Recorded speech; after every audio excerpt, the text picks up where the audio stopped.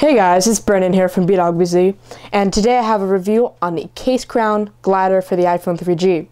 And I'd like to thank the folks over at Casecrown for sending this out to me for a review. I really do appreciate it. Now the main selling point of this case was the fact that it does include felt lining. So let's go ahead and get into the features and overview of this case, and I'll tell you my general thoughts. On the top here you have your sleep awake button, your headphone jack. I didn't have a problem with any headphones not fitting with this case. Your excessively large camera hole cutout. On the bottom here you do have this sticker. It's not engraved into the case, it's actually just a sticker. You can pull it off actually.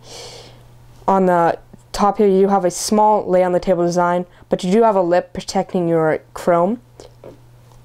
On the side here you do have this volume rocker and vibrate switch, and on the bottom you have it's completely open.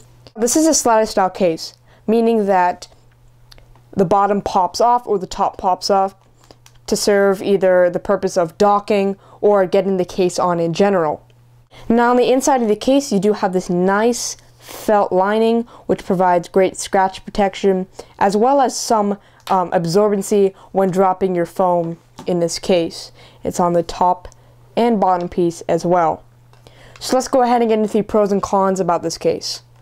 The first thing I like about this case was the fact that it includes felt lining.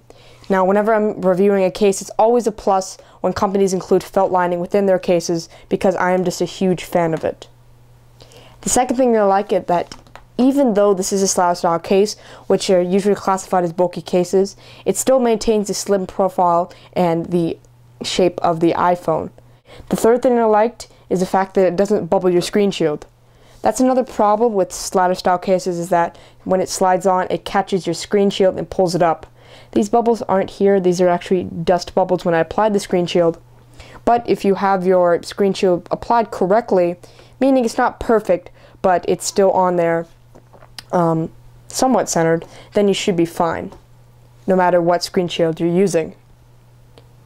The fourth thing I like is the color option.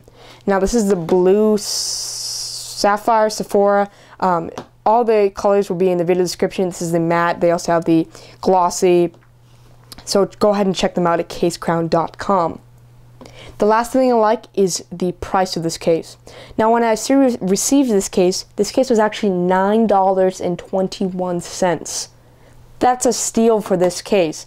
Now I believe it's at about $22, which is still a very nice price for this case. The Cydio Inno case, which is a very similar case to this Casecrown Glider, which includes felt, is actually about $32, and this one still surpasses it. I'm not sure if they're going to drop the price down to that level again, but make sure to check it out. So let's go ahead and get into the cons of the case. The first thing I didn't like, and this is probably the thing that made me the angriest about this case, was the fact that the paint has started to chip away. You can see that right there, right there, right there, right there, and in many different parts of the case. I haven't put this case through extensive testing, taking a screwdriver or anything like that. After about a week of using this case, it began to have slight chips. I'm not sure what the problem with that is. Maybe it was just a bad batch, because a couple reviewers have said the same thing, but the most recent reviews haven't. But it is definitely evident among the case. The second thing that I didn't like was the excessive camera and volume rocker and vibrate switch cutouts. If you can see that, that is more than enough room for your camera, as well as right here, your bezel, part of your bezel is exposed for these cutouts. It's not a huge thing, it doesn't affect the performance of the case, but it is a bit nitpicky. But overall guys, I would highly recommend this case if you're in the market for an affordable iPhone case that offers nice scratch protection, nice drop protection, a slider that doesn't bubble your screen shield, nor is bulky. Overall, I'm going to go ahead and give this a 9 out of 10. The paint chipping and the quality kind of affected the rating. It would have been a 10 out of 10, but I do still recommend it. So if this is the first time watching my video, you can go ahead and press the subscribe button if you like this review.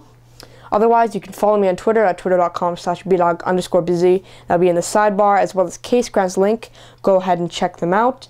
Otherwise, you have a great day.